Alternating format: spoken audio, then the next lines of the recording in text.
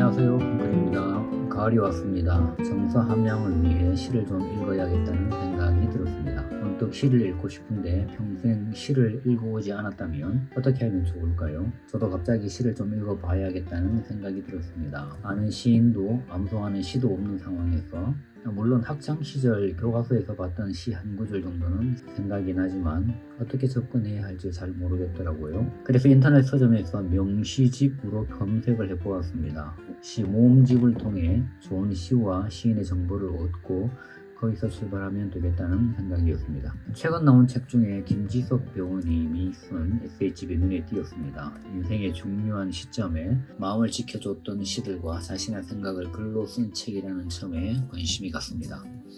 개인적으로는 한국 시인들의 시를 많이 보고 싶습니다. 외국 시도 좋은 시가 많지만 번역된 시에 한계가 있다고 생각합니다. 외국 시인들의 감정이나 사상은 충분히 전달되겠지만 언어를 다루는 능력, 기술, 정교함, 시적 변형의 재미는 모국어처럼 사용하는 언어에서만 얻을 수 있기 때문입니다. 예를 들면 책 말미에 샬롯 브론테의 인생이라는 시가 있습니다. 제가 마음에 든 부분을 소개해보면 소나기가 내려 장미가 핀다면 소나기를 슬퍼할 이유가 없지요. 인생의 즐거운 순간은 길지 않아요. 고마운 마음으로 명랑하게 그 시간을 즐기세요. 그것을 원문에서는 어떻게 표현할까 좀 궁금했습니다. 이 번역된 문장으로도 충분히 시적이고 감성적이고 깨달음이 있고 감동도 있습니다. 원문을 한번 보겠습니다. 번역문에서는 소나기가 운율로 들어가 있습니다. 그러나 원문에는 그렇지 않죠. 대신 의문문으로 의미를 강조하고 있습니다. 또 인생의 즐거운 시간을 표현할 때 번역문은 평범하지만 원문은 부사들을 나열해서 음률이 살아나게 표현했습니다. 음악적인 느낌이 살아있죠.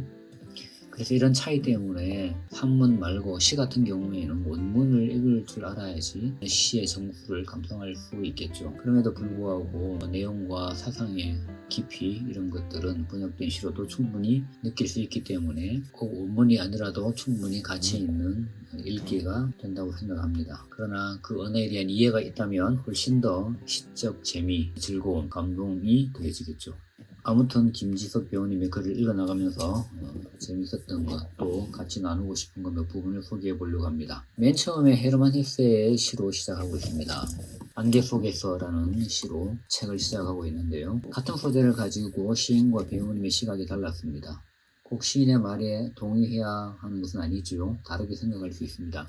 시인은 안개를 외로움이라고 느꼈지만 배우님은 그리움과 더 닿아 있다고 말하고 있습니다. 이렇게 시는 반드시 어떤 해석이나 의미란 느낌을 그대로 따라가야 되는 건 아니겠죠. 자기의 느낌도 얼마든지 이렇게 표현할 수 있다는 점. 그래서 일단 첫 시에서 이 작가가 충분히 시를 생각하고 또 자기의 느낌도 표현하고 이런 것들이 좋았던 것 같습니다. 그리고 톨스토이의 진실하라는 시인데요. 내용을 보시면 어떤 일에서든 진실하라. 진실한 것이 더 쉬운 것이다. 인생을 통찰하는 내용이죠.